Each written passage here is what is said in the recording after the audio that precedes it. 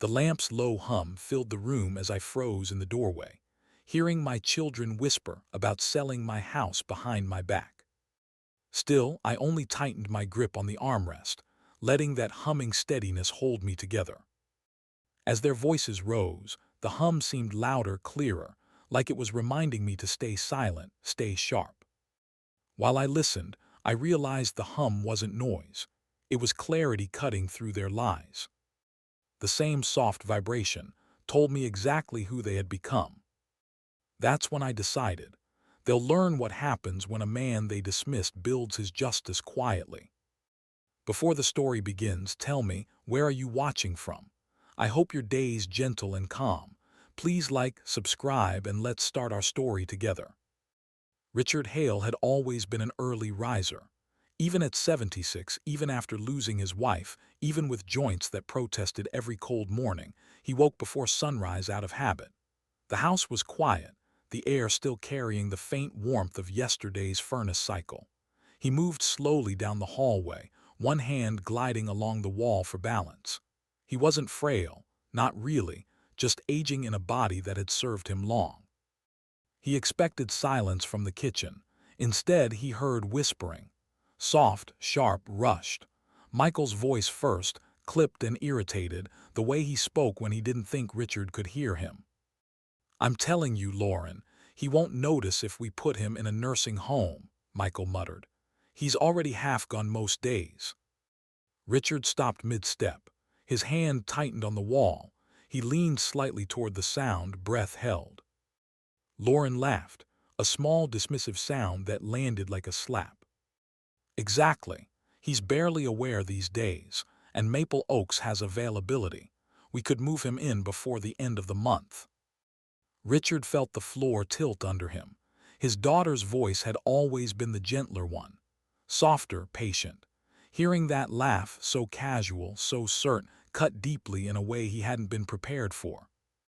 He edged closer, standing just outside the doorway where he couldn't be seen, but every word reached him cleanly. Michael continued, flipping through papers. "Once he's placed, we can start dealing with the house. Realtor said properties in this area are selling fast. If we list in winter, we'll still get a good price." "We'll have to clear the furniture," Lauren added. "Most of it is old anyway. We can donate some, toss the rest. He won't care." "He won't even know," Michael corrected flatly. The words cut deeper than the cold air seeping through the window. Richard pressed a hand to the edge of the wall, steadying himself as a dull ache settled behind his ribs. He wasn't perfect. He forgot small things sometimes, names of streets where he put his reading glasses. But he was not what they were describing, not confused, not unaware, and certainly not disposable. He listened as they planned the logistics, the move, the downsizing, the sale, all spoken with the detached efficiency of people rearranging a storage unit, not deciding the fate of their father. Their voices overlapped, calculating, unbothered, confident that he was too slow or too foggy to grasp any of this. When footsteps approached, Richard slipped backward, returning to the hallway quietly, forcing his breathing steady. By the time he entered the kitchen, he wore a neutral expression, maybe a touch sleepy, but not shaken, not angry, not broken the way he felt. Lauren turned to him with a bright, sugary smile. "Oh, Dad, you're up. We were just making coffee. Sit, please." Her tone was syrup-thick, almost childish, like she was speaking to someone who needed coaxing. Michael set a mug in front of him with exaggerated care. "Morning, Dad. How'd you sleep?" Richard nodded gently, playing along. He lifted the mug, letting the steam warm his face while they hovered close, voices softening, tempers cooling, pretending to be the devoted children who had always looked out for him. The performance was so smooth he wondered how long they had practiced it, how long they had been discussing this plan behind his back. Inside, a storm was building. Not loud, not explosive, but sharp, precise, awakening a part of him that had been dormant since his wife died. A quiet steeliness slipped into place, a resolve forming beneath the hurt. He watched Michael scroll through his phone, probably reviewing more brochures. He saw Lauren glance at him with pity, the kind that assumes weakness. Their confidence was almost insulting. They had no idea he had heard everything. No idea he understood exactly what they intended. No idea he was still capable of more clarity, more strategy, more determination than either of them had ever bothered to see. Richard set the mug down carefully, fingers steady. He forced his voice to stay soft, harmless. "I'm fine," he said, "just another morning." Lauren smiled, reassured. Michael relaxed. They thought they were in control. But Richard's desist. Ian had already taken shape, clean, cold, absolute. He would not be placed anywhere against his will. He would not let his life, his home, or his dignity become part of their convenience plan. He would not be their victim. And as he looked at the two people who believed they were about to run his future, a thought settled in, quiet but powerful. They had no idea what he was still capable of, but they were about to find out.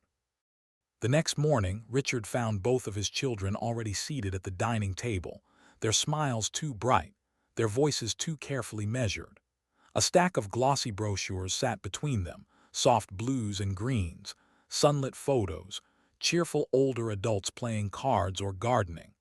The words Maple Oaks Senior Living gleamed across each cover like a sales pitch dressed as compassion. Michael slid one brochure toward Richard with an overdone gentleness. "Dad, we just want you to be safe," he said, emphasizing the last word as if it were a diagnosis. "Places like this offer stability, structure, a better quality of life." Lauren nodded, leaning in with her polished sympathy.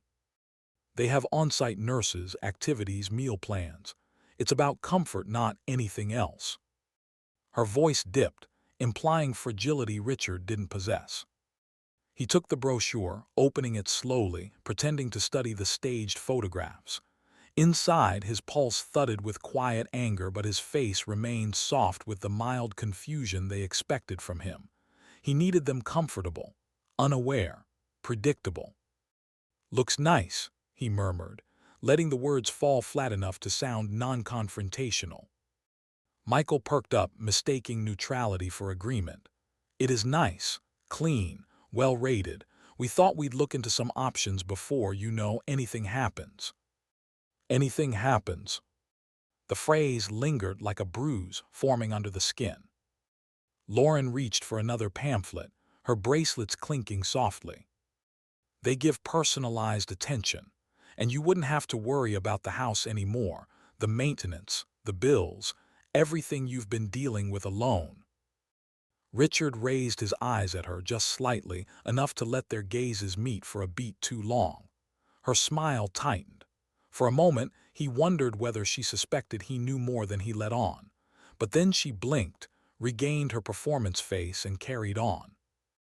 "We already scheduled a tour," she said casually, as if announcing a lunch plan. "For Thursday, 10 a.m. Richard set the brochure down with deliberate care. "You scheduled it already." Lauren's smile widened a fraction too quickly. "It's just to take a look, no commitment. We didn't want to bother you with the details." Of course they didn't. Details gave him choices. Choices gave him control. And control was exactly what they were racing to take from him. The speed of it, the tour, the rehearsed philanthropy, the overly sweet responses told him everything. They needed this done soon, before he questioned them, before he organized anything himself, before he saw the trap closing. He nodded slowly, performing resignation. "Well, if you think it's worth seeing." Michael exhaled with artificial relief, patting his father's shoulder. "It is, trust us, Dad. You'll be better off there." Better off there. Better off out of the house they were already planning to sell. Richard finished breakfast without pushing back, without revealing the steel rising inside him. The moment Michael and Lauren left with their brochures, their soft reassurances, and their false concern, he went straight to his study and closed the door. His hands didn't shake as he dialed Harper Reed's number. She answered on the second ring. "Richard, everything all right?" He sat down, exhaling only once the door was fully shut. "Harper, I need you to review my accounts, quietly, and I need to know if anything has been filed under my name recently." There was a pause, long enough to suggest she understood the gravity without him explaining. "Has something happened?" she asked gently. "My children," Richard said, choosing the words carefully, "seem to be in a hurry to make decisions for me. Financial decisions, legal decisions." Harper inhaled sharply. "Richard, when adult children rush placement into a facility, especially without medical necessity, it can mean they're preparing for guardianship.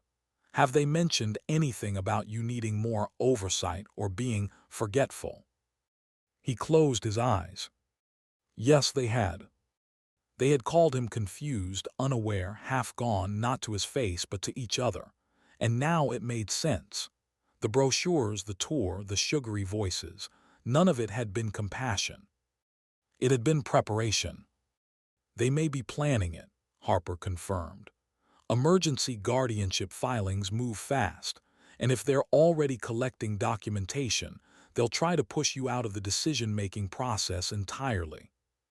Richard felt a slow, controlled anger rise in his chest, not explosive, but focused, like heat gat, hurrying under a sealed lid. "They won't take my life away from me," he said quietly. "I'll start the review today," Harper replied. "And Richard, you need to be ready. If they're rushing, something is coming." He hung up, the room colder than before. The brochures still sat on the dining table outside, bright and harmless looking, as if they weren't the opening move in a plan to strip him of autonomy. Thursday's tour was set. His children believed they were guiding him toward a future he couldn't resist. But Richard had already decided. He would walk into that tour with eyes open, and a plan forming they would never see coming. The sky was the color of cold metal when Richard stepped out of the car, leaning on his cane more for appearance than necessity. Maple oaks stretched before him, a modest, aging building with beige siding and tired landscaping. Not depressing, but not inspiring either. The kind of place his children assumed he would simply fade into. Michael stayed close to Richard's elbow, hovering with territorial energy, as if afraid his father might slip away or say the wrong thing. "Let's keep the tour short," he muttered. "We don't want to exhaust you." Richard didn't bother responding. His eyes were already scanning the entrance, noting the scuffed floor tiles, the flickering overhead light, the receptionist who looked grateful anyone had walked in at all. This wasn't a place designed to impress. It was a place trying to survive. Then a woman approached, brisk steps, warm expression, the kind of presence that immediately eased the air around her. "Mr. Hale," she asked, offering her hand. "I'm Samantha Reed, head nurse here. It's a pleasure to meet you." Her handshake was firm, grounded, not pitying, not patronizing. For the first time since breakfast, Richard felt a small shift inside. Someone was seeing him, not the version of him his children marketed. As Samantha led them down the hallway, she spoke clearly, professionally, answering questions before they were asked. "If you choose to stay with us, we focus on independence first," she said. "Residents set their own routines. We just support where needed." Michael cut in before Richard could respond. "That's great. My father struggles with daily tasks, so—" "I don't struggle," Richard said quietly, not looking at him. "I adapt." Samantha's eyebrow lifted just slightly, acknowledging the correction without making a scene. She guided them into a common room where a few residents played cards, others dozed in soft chairs. Sunlight spilled through tall windows, fighting the winter gloom outside. When Samantha turned her attention to a nurse across the room, Richard took his moment. "How many residents do you have?" he asked. "And how many staff cover a shift?" Michael blinked, startled by the sudden specificity. "Dad, why does that matter?" But Samantha heard the question and returned with interest. "We're licensed for 80 beds," she said. "Currently we're at 62. Staffing is tight sometimes. We're doing our best. Richard nodded thoughtfully. And leadership, who makes the final decisions here? That would be Elliot Voss, she said. Our administrator, he should be around this afternoon. The way she said it, a subtle mix of respect and frustration, told Richard more than her words. Leadership mattered here. He filed it away. Michael stepped in again, smiling too broadly. Dad just likes to ask questions. It keeps him mentally engaged. Richard ignored the comment and continued walking. Every corner revealed something new, outdated equipment, friendly staff working harder than their resources allowed, residents who looked lonely but hopeful. This wasn't a place meant to hide someone, but it was a place that could become something else entirely with proper direction. Samantha eventually led them into a small office where a man in his 50s stood reviewing paperwork. He looked up quickly, pushing his glasses higher. Mr. Hale, I'm Elliot. Welcome. Samantha tells me you're considering joining us. Richard studied him, the tired eyes, the neat but worn suit. The handshake that suggested stress had become a companion. Something was weighing on him heavily. It's a nice facility, Richard said. A bit dated but solid. Elliot chuckled softly. That's a polite way to put it. We're doing what we can. Funding is tricky lately. Michael shot Richard a warning look, but Richard leaned in slightly. Tricky how? Elliot hesitated, then lowered his voice. Let's just say we're in transition. Ownership is preparing to sell, and until that's settled, budgets are tight. A flicker of possibility ignited inside Richard. A facility in transition. Underfunded. Valuable but vulnerable. Everything his children didn't realize they were handing him. He walked slowly through the rest of the tour, his questions now deliberate: staffing ratios, maintenance logs, activity programs, medication protocols. Samantha noticed, more thought. And once she gave him a small, curious smile, like she sensed he wasn't just an aging man evaluating a future room. He was assessing the bones of a struggling institution. Michael grew restless, stepping between conversations, redirecting answers, trying to maintain control.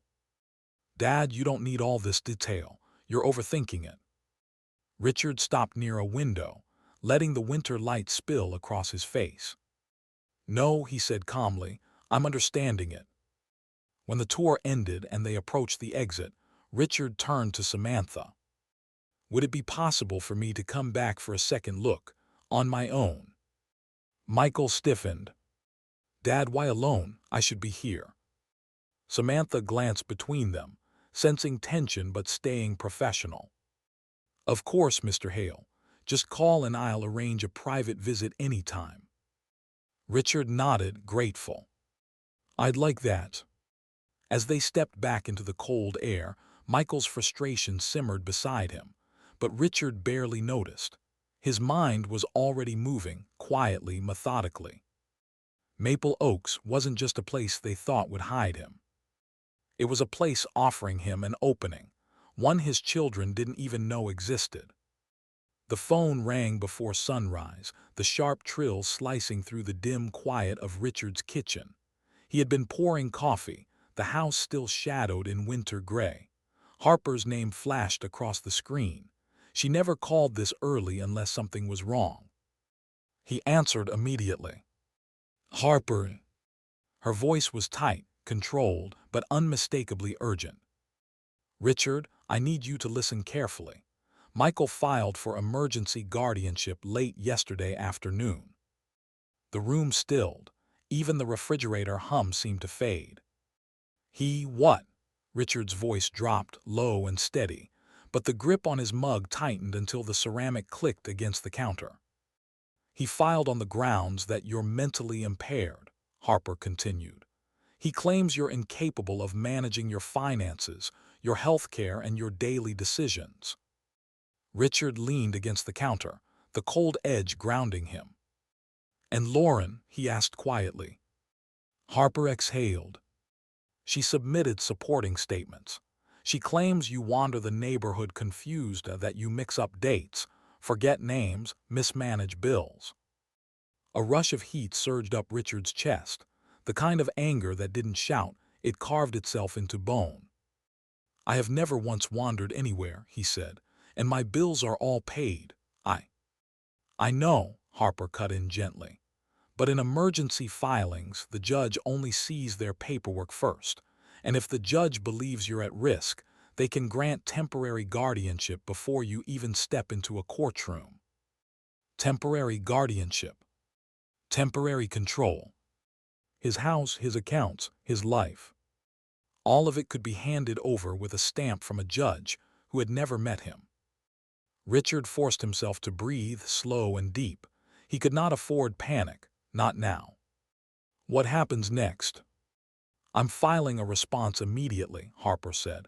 But the hearing will be soon, days, maybe less. You need to understand something, Richard. If their filing succeeds, you lose all decision-making power. Everything. The words landed like cold water. Everything. Even the right to fight back. Harper paused, then added quietly, "This isn't concern, Richard. This is a takeover." Richard gripped the counter, steadying himself as betrayal pressed hard against his ribs. He had always hoped, foolishly maybe, that his children's greed had limits. But this wasn't greed. This was erasure. They were preparing a future where he no longer had a voice. As he stood there trying to contain the fury pulsing through him, his phone buzzed with a second notification, an email from Elliot at Maple Oaks. He opened it, expecting scheduling details. Instead, the subject line froze him. Confidential, ownership transition update. He read the message twice. The facility was officially being prepared for a quiet sale. Debt restructuring had failed. The owners were looking for a buyer quickly, discreetly, before the entire operation became unstable. In a single morning, two truths collided.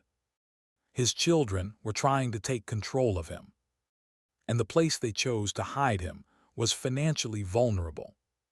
A facility in distress. A family betrayal in motion. Two crises merging into one opportunity he had never anticipated. Richard set his phone down slowly, the pieces aligning with chilling clarity.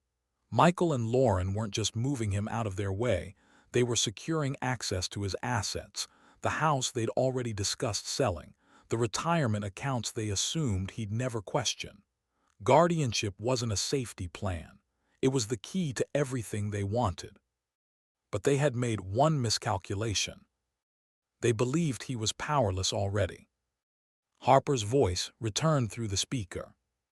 "Richard, we need to meet today. There's still time, but once temporary guardianship is granted, everything becomes harder." He nodded, though she couldn't see him. "I'll be there, and Harper, thank you." After the call ended, Richard stood in the quiet kitchen, watching steam gather above his forgotten coffee. The betrayal was sharp, but beneath it, something colder and sharper crystallized: strategy. A sense of purpose he hadn't felt since his engineering days, when solving impossible problems was part of the job. His children wanted to confine him in Maple Oaks. Fine. Let them believe the plan was working. Because Maple Oaks, the place they thought would swallow him, was now revealing itself as the opening he needed. A building for sale, a staff worth saving, a failing system waiting for someone with vision. And if they expected him to go quietly into that facility, then he would go. But not as a resident. A slow, controlled breath slid from his chest. The decision solidified, calm and absolute. He would turn their scheme against them. He would take back what they tried to steal. And Maple Oaks would become the first step in their undoing. Richard spent the next few days moving through his home as if wrapped in a layer of silence. Not weakness, not resignation. Silence, the kind that lets predators think you've stopped resisting. The kind that invites them to lower their guard. He didn't argue when Michael brought up Maple Oaks again over breakfast. He didn't bristle when Lauren laid out a list of benefits she claimed were for his well-being. Instead, he nodded slowly, letting his expression soften with what looked like surrender. "If you both think it's best," he said gently, "maybe it's time I consider it." The transformation in Michael was immediate. His shoulders loosened, his tone warmed, and he even sat back in his chair with a smug kind of relief. "I'm glad you finally see it, Dad," he said, stirring his coffee like the conversation was settled. "This will take a lot of pressure off all of us." Off them he meant, not him. Michael became carelessly confident after that, talking too openly, too proudly, revealing more of their intentions with every passing hour. One morning, he walked through the living room with a tape measure, muttering about square footage.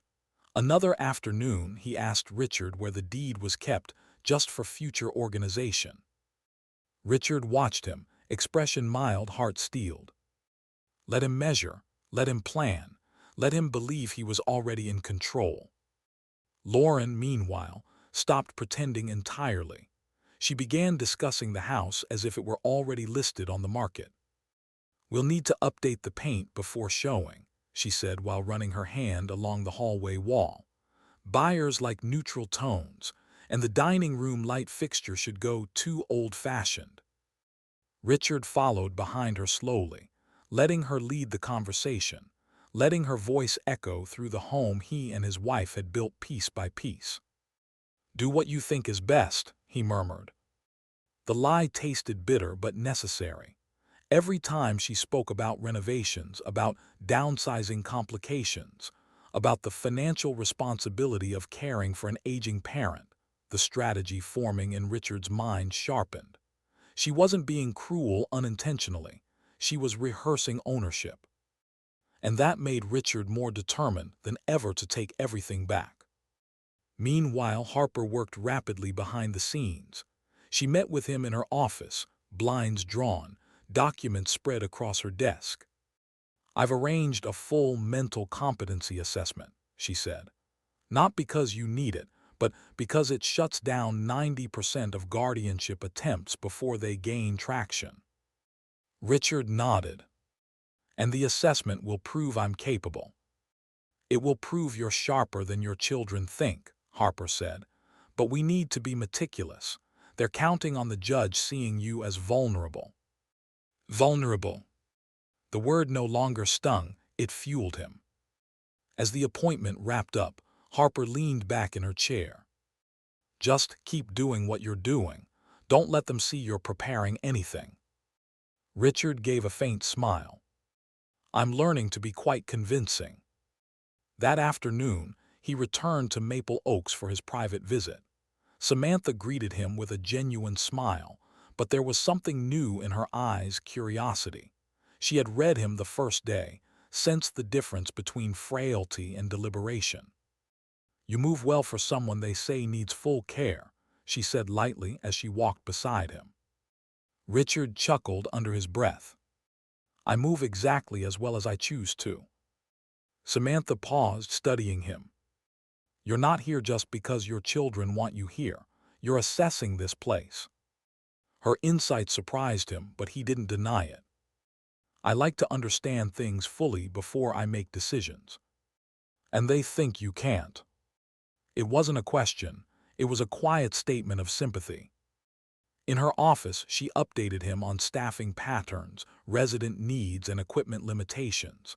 Nothing she said overwhelmed him. In fact, the more he listened, the more he saw it, the raw structure of a facility worth saving. A place with good bones, good people, and terrible management. Before he left, Elliot caught him in the hallway. "I heard you might be coming back again soon," he said carefully. "If so, I suggest you keep your schedule open over the next few weeks."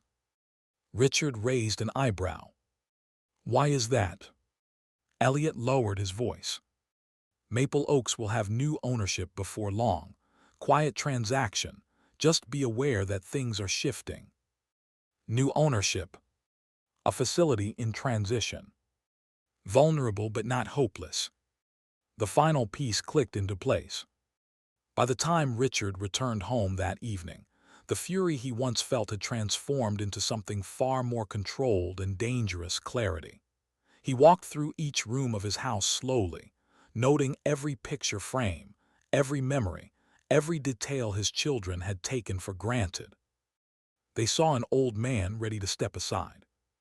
They had no idea they were standing inside the first stage of the plan he was building, a plan quiet enough to stay hidden, but large enough to stun them when the truth landed. And now that the shape of it had formed, there was no turning back. Richard arrived at Maple Oaks alone this time, stepping through the glass doors with the slow, thoughtful gait of a man simply revisiting a potential home. But inside, his mind was running with a sharper purpose. The receptionist greeted him politely, surprised to see him without Michael shadowing his every move. Richard offered a faint smile. "Just another look around," he said. "I want to see the place at my own pace." She nodded and called for Elliot. Within minutes, the administrator appeared, adjusting his tie as he approached, his expression carrying a mixture of hope and exhaustion. "Mr. Hale," Elliot said, extending a hand, "I wasn't expecting you today, but I'm glad you're here."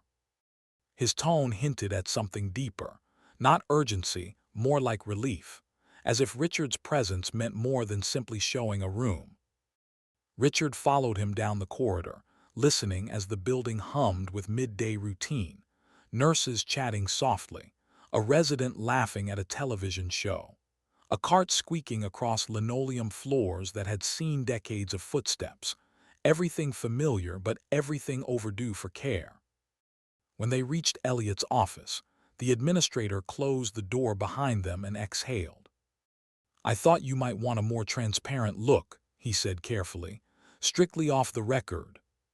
He pulled out several binders, thick, worn, edges frayed, and spread them across the desk. "These are our financial ledgers for the past 5 years.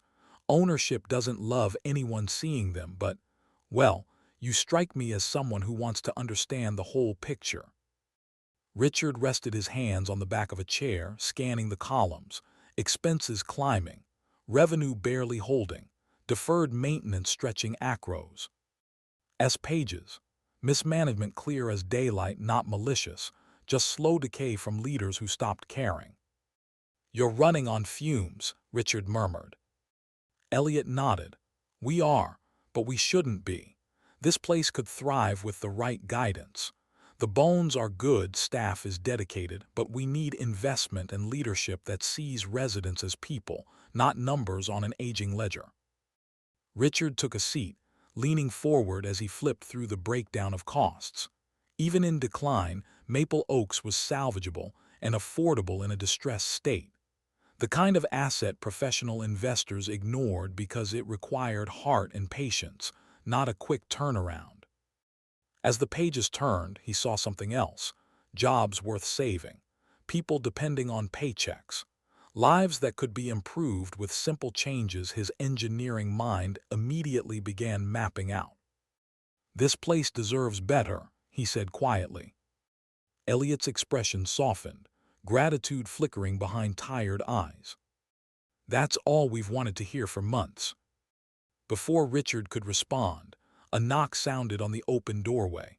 Samantha peeked inside, her ponytail slightly messy from the morning rush. "Oh, Mr. Hale, I didn't realize you were in with Elliot," she said. "Come in," Elliot encouraged. "He's getting the real tour today." She stepped inside, offering Richard a warm smile tinged with a shadow of weariness. "I'm glad you came back.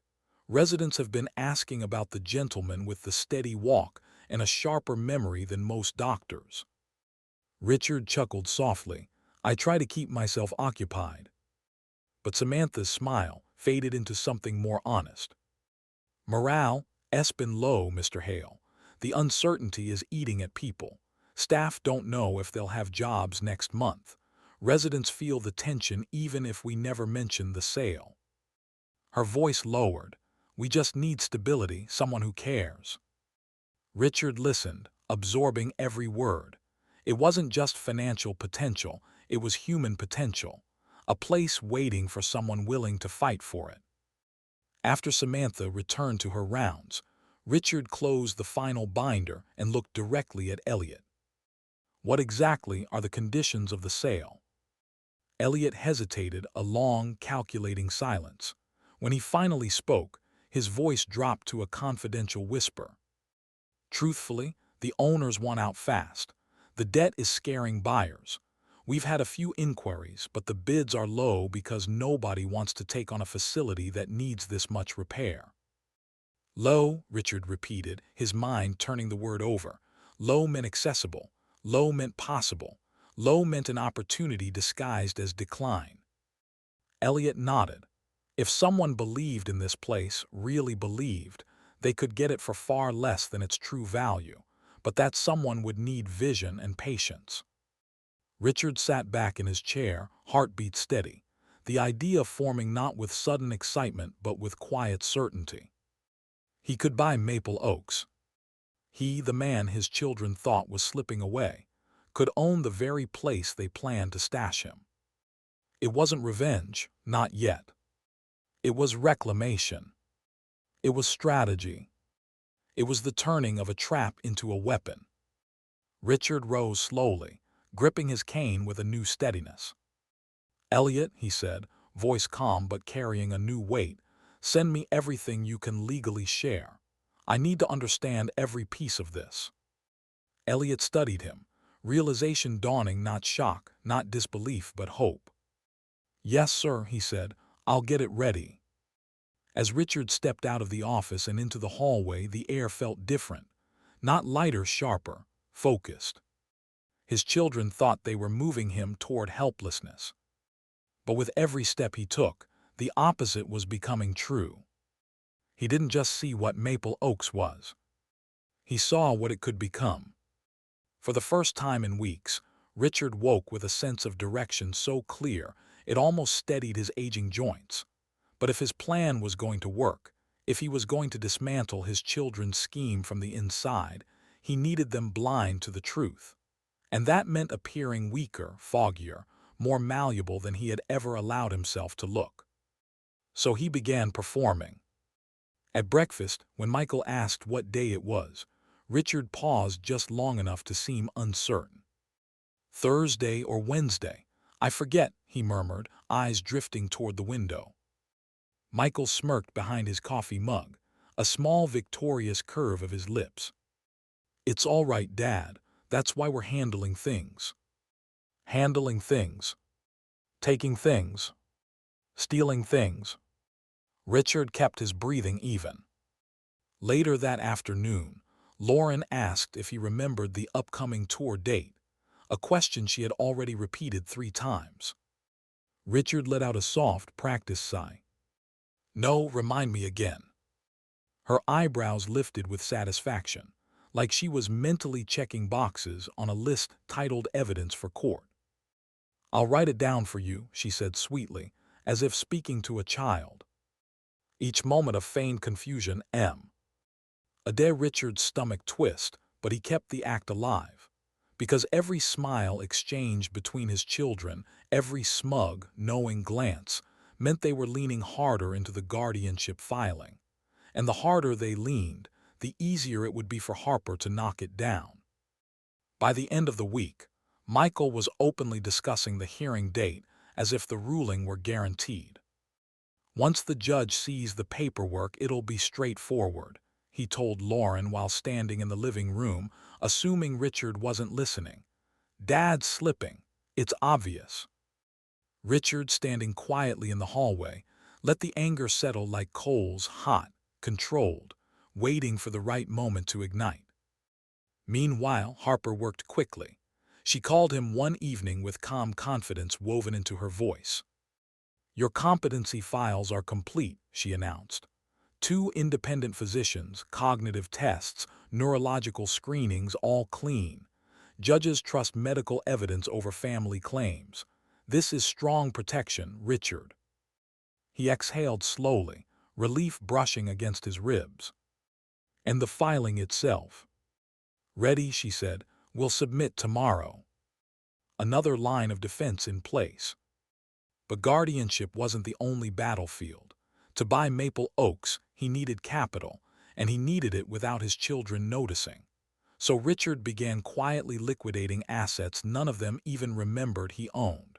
Old engineering investments, sleepy funds he had kept tucked away since his early career, a small portfolio of industrial stocks he had never talked about. Each sale moved through channels Harper helped him obscure. Each deposit strengthened the war chest he would need. Each decision was made with the calm precision of a man, returning to a long-lost version of himself.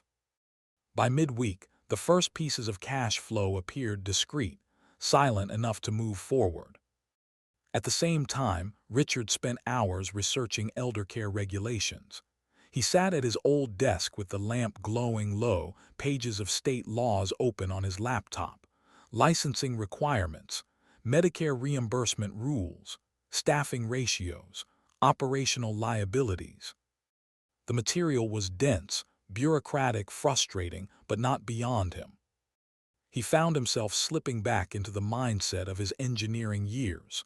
Break the problem down, understand each component, build upward from clarity. Much of what he learned aligned with what Samantha and Elliot had already told him, unknowingly acting as tutors in his crash course of ownership. Samantha had explained resident care standards, medication protocols, and day-to-day operations. Elliot had illuminated the financial spine, debt structure, operational overhead, regulatory audits. And the more Richard learned, the more he could see the path forward. He wasn't improvising anymore. He was preparing. On Friday afternoon, after reviewing everything twice, Richard made a quiet call not to Harper, not to his children, but to the broker handling the Maple Oak sale. He kept his voice low, steady. "Hello," he said. "I'd like to place an anonymous inquiry regarding the purchase listing for Maple Oaks Senior Living." The broker asked for standard details. Richard provided only what was necessary, phrased carefully to avoid revealing identity. A non-binding inquiry. A request for financial statements. A note about liquidity available for immediate purchase. He ended the call, and for a moment the house felt too still, too full of the ghosts of the life his children thought they were about to rearrange. Later that evening, Michael returned home boasting about a conversation he'd had with someone familiar with guardianship law, acting as if victory were already secured. Lauren chimed in, talking about real estate listings, renovation timelines, and market comps, all while Richard sat quietly on the couch, nodding at the right moments, letting them think the world was moving exactly the way they wanted. They didn't see the competence in his eyes. They didn't hear the clarity behind his silence. They didn't feel the momentum shifting under their feet. But Richard did. And as he rose from the couch, offering a faint smile that neither of them questioned, one truth settled firmly in his chest. They thought he was slipping, but he was just getting started. Harper called just after noon, her voice tight in a way Richard had only heard once before, the day she handled his late wife's estate. It wasn't panic. It was seriousness edged with anger. "Richard," she said without greeting, "you need to sit down." He did, settling into the chair at his small writing desk, the sunlight falling across old family photos, photos that suddenly felt heavier than memory. "What happened?" he asked quietly. "I have documents," Harper said. "Emails, your children were careless." That sentence alone sliced through him. Careless. Bold. Certain he was powerless. Harper continued. "They used a shared cloud drive for guardianship files. I subpoenaed metadata T. Hay didn't expect anyone to examine. And Richard, I found their correspondence." Richard's throat tightened. "What correspondence?" Harper inhaled, steadying herself. "Michael and Lauren aren't just filing for guardianship. They're planning what happens after, immediately after." She began reading. An email from Michael. Once we secure guardianship, we liquidate immediately. Stocks, retirement accounts, even the property, no point waiting. Another from Lauren. Dad won't understand any of it. Just keep him in the cheapest wing at Maple Oaks. He doesn't need the nicer floors. Cheapest wing. As if he were a burden to minimize. And then Harper's voice faltered just slightly before reading the third email. Lauren wrote, "At this point, Dad is an asset to be managed, not a person. The faster we get control, the easier this becomes." The words hung in the air like a toxin. Richard closed his eyes, the betrayal landing deeper than any blow he'd ever taken. Not just greed, not impatience, dehumanization. They had stopped seeing him as their father. He had become inventory, a solvable problem, a source of profit. He took a slow breath, jaw tightening with a fury so controlled it almost felt cold. "They really wrote that," he said. "Yes," Harper replied. "It's all in writing. They're not concerned about your well-being at all. They're laying out a financial strategy." Richard opened his eyes, the room sharper than before. Every shadow seemed defined, every sound more distant. "And the cheapest wing?" he asked. "It's the part of Maple Oaks that hasn't been renovated in years," Harper said. "Lower staffing ratios, fewer amenities. It's where facilities place people when they want to reduce costs." Richard exhaled, the betrayal twisting slowly into something cleaner: focus. "They think I'm already gone." "They think they've won," Harper said, "but these emails change everything." He steadied himself, fingers touching the edge of his desk. "What protections can we put in place?" Harper's professionalism sharpened. "I'm filing objections with the court, along with your competency evaluations. I'm attaching these emails as evidence of financial exploitation. I'll also petition for the judge to block any emergency ruling until a full hearing is held." "Good," Richard said softly. "Do it." "I'm also setting up immediate protection orders for your accounts," she added. "They won't be able to access anything, even if the judge temporarily considered them for guardianship." For the first time since the ordeal began, Richard felt the scales shift, not in his favor yet, but away from the inevitability his children had imagined. But one truth settled heavily against his chest. This wasn't just about stopping them anymore. It was about ensuring they never had the chance to attempt something like this again. He thought about Maple Oaks, the aging building, the struggling staff, the potential buried under years of neglect.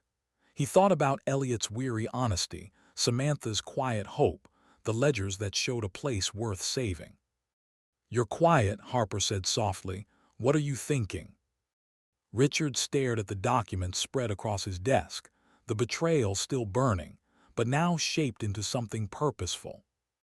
"I'm thinking," he said, "that my children underestimated me so severely, they've handed me the leverage I needed." "And what leverage is that?" Harper asked.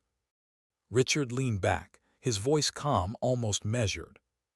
"They've chosen Maple Oaks as the place to put me, to hide me, to minimize me, and they don't realize the facility is vulnerable or that I've already begun researching its sale." There was silence on the line. Then Harper whispered, "Richard, are you planning to buy it?" "I'm planning," he said slowly, "to make sure the future they designed for me becomes the one I choose, not the one they impose." He could almost see the path forming, sharp and clear. Guardian filings blocked. Finances secured. Ownership of the facility they intended to confine him in. A reversal so complete it bordered on poetic. "Harper," he said, voice steadying into resolve, "finish the filings, protect the accounts, I'll prepare the rest."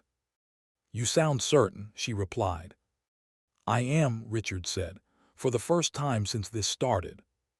When he ended the call, he sat in silence for a long moment, absorbing the magnitude of what his children had become, and what he was becoming in response. They thought they had trapped him, but they had only built the battlefield on which he would win. And now he knew exactly what he needed to do next. The decision settled into Richard like a second spine, steady, unshakable, holding him upright in a moment when most men his age would have buckled. His children were tightening their guardianship net. The hearing was approaching. Their emails painted him as an inconvenience to be minimized. But they had made a catastrophic mistake. They assumed he had no fight left. They asked. He didn't know how to move quietly, strategically, decisively. They had forgotten the man he was long before he became dad.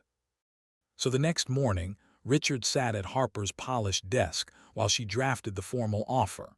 Her fingers moved quickly across the keyboard, the legal phrasing unfolding in crisp, purposeful lines. "This is straightforward," she said. "You're offering above what most buyers would, but still well within range. It shows commitment without desperation." Richard nodded. "I'm not buying it to flip it, I'm buying it to save it." Harper looked up at him, studying the determination in his eyes. "Then this is the right approach." When she finished, she printed the documents, slid them into a sleek envelope and handed it to him. "You'll give this directly to Elliot. I'll handle all communication with the seller's legal team once he submits it internally." Richard tucked the envelope into his coat, feeling its weight like a declaration, not of rebellion, of reclamation. Maple Oaks was buzzing quietly when he arrived that afternoon. A weekend shift, fewer staff, softer footsteps. Samantha waved from the nursing station, but before she could greet him fully, Elliot emerged from his office, surprise flickering across his face.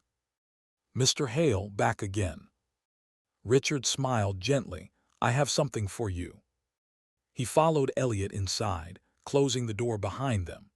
The room felt smaller than usual, packed with paper stacks and old filing cabinets, but Richard moved with a calm sense of purpose. He placed the envelope on the desk. "This is a formal offer for Maple Oaks." The air went still. Elliot blinked, then blinked again, as if making sure the words hadn't slipped past him incorrectly. You're serious?" "Completely," Richard said. "And the offer comes through my attorney. Everything is clean, legitimate, and ready for review." Elliot slowly lowered himself into his chair, stunned. "Most bidders we've seen aren't confident enough to take this place on. They want easy returns, not responsibility. The debt alone scares them away." "I'm not a developer looking for a flip," Richard replied. "I'm not an outsider hoping for a quick profit. I've lived in this community my whole life. I know what a place like this means and what it could become with proper leadership." Elliot swallowed hard, emotion softening the lines around his eyes. "You'd keep the staff?" "Every job I can," Richard said. "There's good people here. They deserve stability." Elliot leaned back, exhaling with something close to relief. "You don't know what this means. We've been waiting for someone like you." But Richard lifted a hand. "One condition," he said. "The offer must remain anonymous during negotiations. No one, not staff, not residents, and especially not my family, can know I'm behind it." Elliot nodded immediately. "Of course, confidentiality is standard, and given your situation, I understand the need." Richard didn't elaborate. He didn't need to. His family thinking he was slipping was an advantage too precious to risk. Elliot opened the envelope, scanning the offer details quickly, eyes widening at the clarity of intention, the seriousness of the bid. This is strong, very strong. I'll present it to the ownership group myself." He stood, extending his hand. "You might be the ideal buyer, Mr. Hale, truly." Richard shook his hand firmly, feeling a surge of something he hadn't felt in months: power. Not arrogance, not dominance, just the steady recognition that he still had agency, vision, and the ability to shape the world around him. As he stepped out of the office, Samantha approached from the hallway, her expression curious. "Everything okay?" she asked. Richard paused, meeting her eyes. "Elliot will fill you in," he said softly, "when he's ready." Her gaze flickered with confusion, then understanding, then something emotional beneath the surface, hope. Later, Richard watched discreetly as Elliot spoke with her near the nurse's station. Samantha's hand flew to her mouth. Her eyes glistened. She turned, looking toward Richard with a mixture of gratitude and disbelief. She didn't say a word, but she didn't have to. He tipped his head in a small, subtle acknowledgement, the kind of nod a man gives when he sees something worth protecting. By late afternoon, Harper texted, "Due diligence has begun. Expect financial disclosures within days." Richard read the message, standing in the quiet of Maple Oak's courtyard, winter air brushing across his face. His children believed they were days away from controlling him. But the truth was shifting beneath their feet. He wasn't losing power. He was buying it back piece by piece, document by document. And the next move would change everything. The courthouse smelled faintly of old paper and winter air, the sort of place where truth either rose cleanly or suffocated under performance. Richard walked slowly beside Harper, not out of weakness but because he wanted to look exactly as harmless as his children imagined him to be. Michael and Lauren were already inside the courtroom when he entered, their postures straight, their expressions bright with confidence, the kind born from assuming the outcome is already decided. Lauren offered him a sympathetic smile, the kind people use when they're pretending to carry a burden. "Dad," she whispered, "we're just trying to help." Michael didn't bother whispering. "This is for the best, Dad, you'll see." Richard didn't answer. Not yet. Silence was its own weapon today. When the hearing began, Judge Carla Morton, a woman with a gaze sharp enough to cut through pretense, looked over the paperwork before addressing the room. "Petitioners, please present your case." Michael rose first, smoothing his tie like a man preparing for a performance. "Your Honor," he said, "our father is no longer capable of caring for himself. He forgets appointments, wanders without knowing where he's going, mismanages his bills.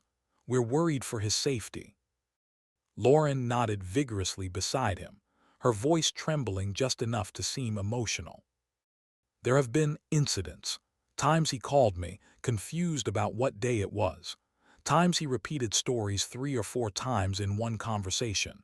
We love him, but he needs full-time care." Harper didn't flinch. She simply wrote a note, calm and steady.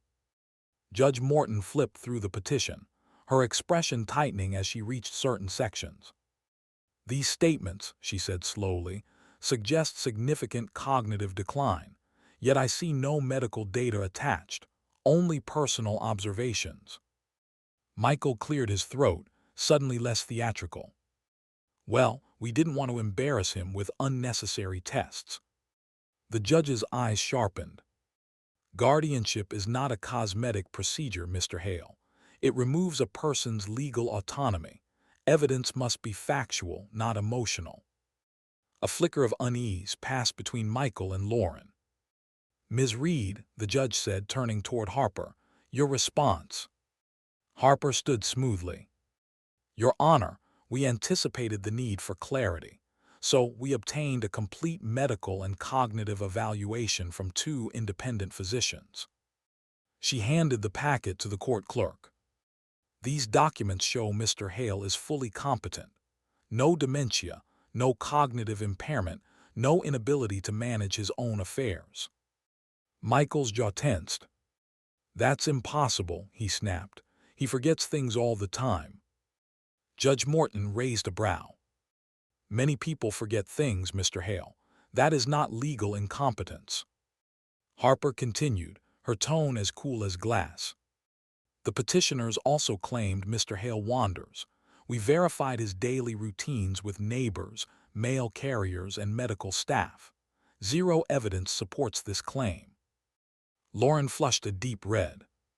"And regarding financial mismanagement," Harper went on, "we provided the court with Mr. Hale's clean financial statements, showing no errors, missed payments, or signs of confusion." Judge Morton tapped a pen against her desk thoughtfully. These contradictions are concerning.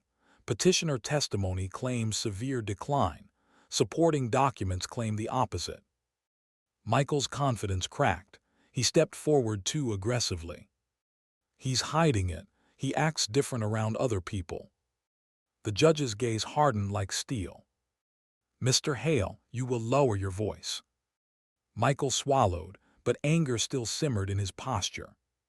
He needs help, he insisted. He's not capable anymore. Judge Morton turned to Richard. Mr. Hale, would you like to speak? Richard shook his head gently. No, Your Honor. I trust my attorney and I trust the evidence. His voice was calm, steady, controlled. A stark contrast to Michael's unraveling decorum. The judge nodded, studying him with new eyes, assessing the clarity in his voice, the steadiness in his expression, the intelligence behind every quiet choice he made. This wasn't a confused old man. This was someone allowing the truth to do the speaking. After several tense minutes of review, Judge Morton closed the file. I am not granting guardianship at this time, she said firmly. The contradictions in the petition, combined with the medical evaluations, require further review. I am postponing the ruling until a full investigation is completed. Lauren slumped in her seat. Michael looked shocked, as if the world had shifted beneath him. Harper sat down slowly, her expression measured but victorious. Richard didn't smile, not outwardly, but something inside him lifted, a quiet reclaiming of space that had been slowly stolen by fear. The judge gathered her papers. We will reconvene after additional documentation is reviewed. Until then, Mr. Hale maintains full autonomy. A gavel strike cracked through the room. Michael shot Richard a dark, simmering glare, the look of a man who had just begun to realize he might lose everything he tried to take. And as Richard stood, straightening his coat, he felt the subtle pull of the next chapter forming. The fight wasn't over, but the balance had shifted. And soon, his children would understand just how much. The morning after the hearing, the air in Richard's house felt different, as if something heavy had finally cracked, letting in the faintest trace of oxygen. Michael and Lauren had expected a swift victory, a rubber-stamped guardianship ruling handed to them on a courtroom platter. Instead, Judge Morton had pressed pause, leaving their carefully constructed narrative wobbling on unsteady legs. And Harper wasted no time pushing those legs further apart. Before noon, she sent Michael and Lauren formal requests for documentation they had referenced in their petition, detailed logs of Richard's supposed wandering, written accounts of financial mismanagement, copies of medical concerns they claimed he ignored. Richard watched from his living room window as Michael exited his car with his phone glued to his ear, pacing the driveway in agitation. That's not how this works, Michael snapped loudly into the phone. We don't have logs because we weren't tracking him like a patient. He paused, listening, his jaw tightening. Yes, I know what we said in the filing, but no, we can't provide things we don't have. He hung up with a frustrated slap of his phone against his palm. Inside the house, Lauren sat at the dining table, tapping a pen against a legal pad filled with crossed-out phrases. Her face had gone pale, her eyes moving quickly as though she were solving a puzzle with missing pieces. She wants dates, Lauren muttered under her breath. She wants specifics. We can't give her specifics because none of that actually happened. Michael stormed inside. Then make something up, he hissed. Lauren recoiled. We can't if they compare statements. Then don't leave inconsistencies, Michael snapped. We're too far into this to stop, we push harder. The words hung thickly in the air, reckless, desperate. The same energy as someone running downhill, too fast to stop, too stubborn to admit gravity is winning. Richard shuffled into the room with deliberate slowness, giving them what they expected: soft confusion, mild distraction. "Everything all right?" he asked gently. Lauren plastered on a strained smile. "Just paperwork, Dad. Nothing for you to worry about." Michael forced a nod, his tone falsely warm. "You just focus on resting. We'll handle all this." Richard gave a small, grateful nod, a perfect masking of the quiet satisfaction blooming inside him. They were floundering. He could see it. Harper's tactics had landed exactly as intended. By midday, she called Richard with an update. "They're panicking," she said, not bothering to hide the satisfaction in her voice. "They can't produce evidence because none of their claims are real. Judges notice patterns like this." Richard exhaled slowly, the sound more relief than triumph. "Good," he said. "Let the truth corner them." Later that afternoon, he visited Maple Oaks, moving through the halls with a lighter step, subtle enough that only someone observant would notice. Samantha did. She caught his arm gently as he walked past the nursing station. "You seem different today," she said, studying him with warm curiosity. "Lighter somehow, like you know something the rest of us don't." Richard offered a soft, almost private smile. "Let's just say things are shifting." Samantha tilted her head, a knowing glint in her eyes. "Good, you deserve a shift." Down the hall, Elliot motioned for Richard to join him in his office. Once the door closed, he leaned forward with contained excitement. "The sale is nearly approved," he said quietly. "We should get confirmation within days, and your offer is still the strongest, clean, confident, backed by your attorney. Ownership is leaning heavily in your favor." Richard felt a steady warmth settle in his chest, not happiness but readiness. "And the timeline?" he asked. "If nothing derails," Elliot replied, "you'll be signing paperwork very soon. I'd start clearing your schedule." Richard nodded, absorbing the weight of the moment. Ownership was no longer hypothetical. It was approaching, stepping toward him with the quiet inevitability of a tide coming in. As he left Maple Oaks, he walked past the courtyard where winter sunlight filtered through bare branches. He paused, looking out over the cracked garden path, the weary benches, the place that would soon no longer be a symbol of his children's control, but of his own reclaiming.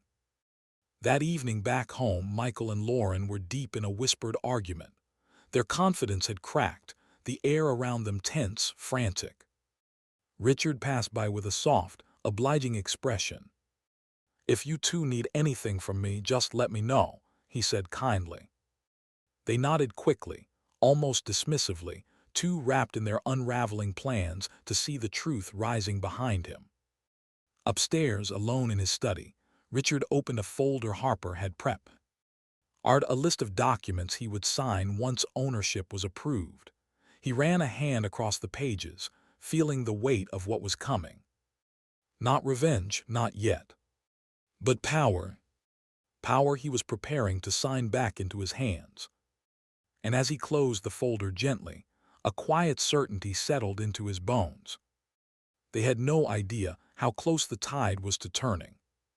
The call came just after dawn, when the sky was still bruised with early light, and the house lay in that fragile silence before anyone else woke. Richard sat at the kitchen table, hands curled around a mug of cooling coffee, when his phone vibrated. Harper's name glowed across the screen. He answered before the second ring. "Harper." Her voice held something he hadn't heard since the early days of working with her. Genuine excitement threaded through professionalism. "Richard, it's done." A quiet beat, heavy with meaning. "The purchase closed this morning. Funds transferred. Contracts executed. You are now the legal owner of Maple Oaks Nursing Home." Richard didn't breathe at first. The words settled around him slowly, like dust in sunlight, each one carrying the weight of months of fear, betrayal, planning, and strategy.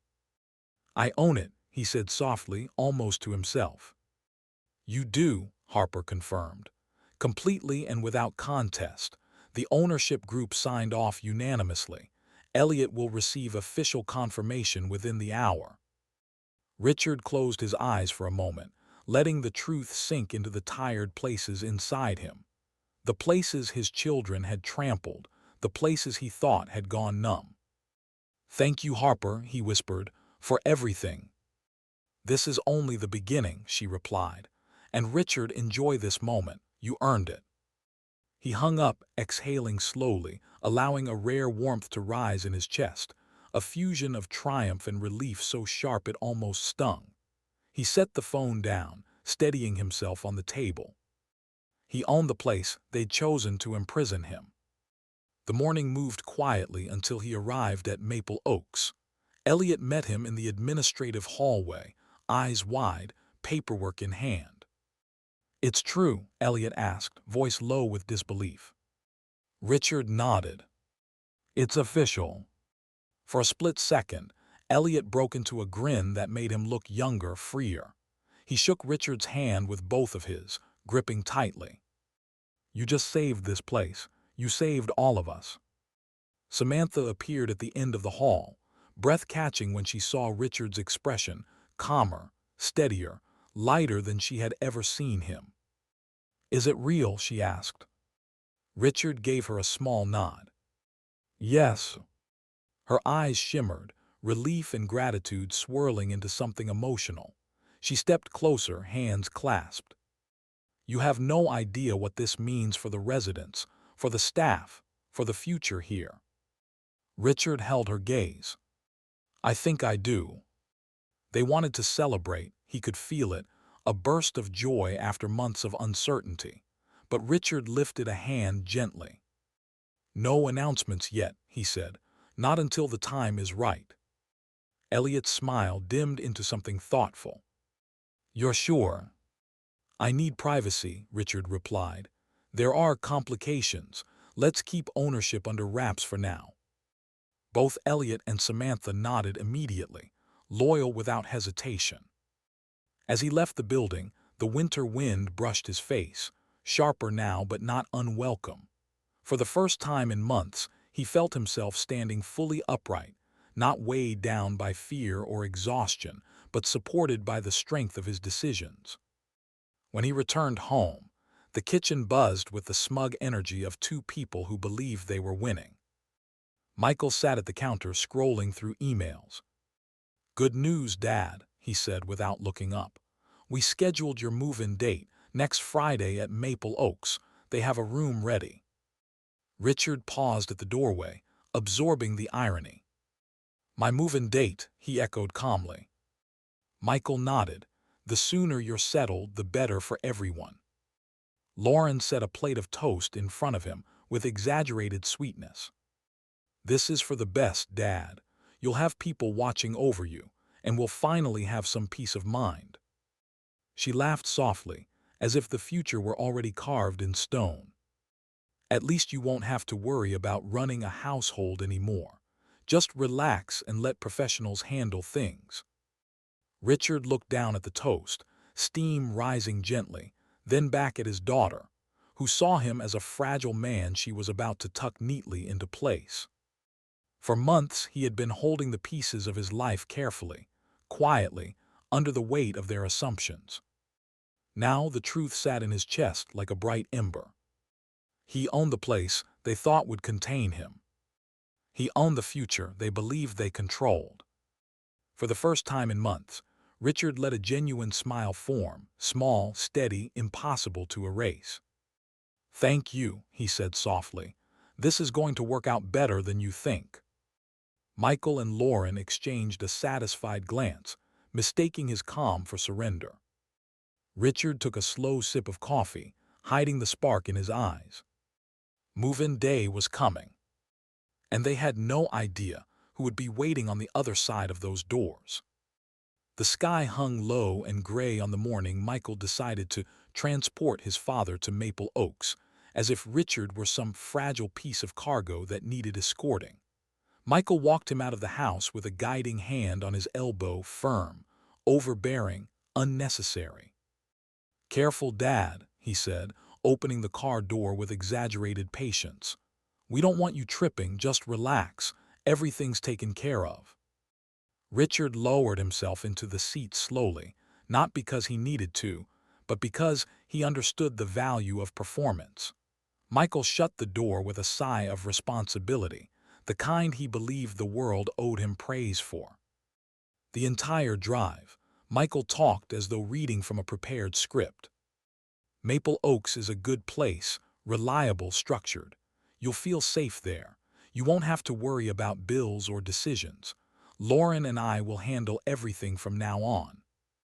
Richard stared out the window, watching familiar streets pass by, the same streets he had driven for decades with his wife by his side.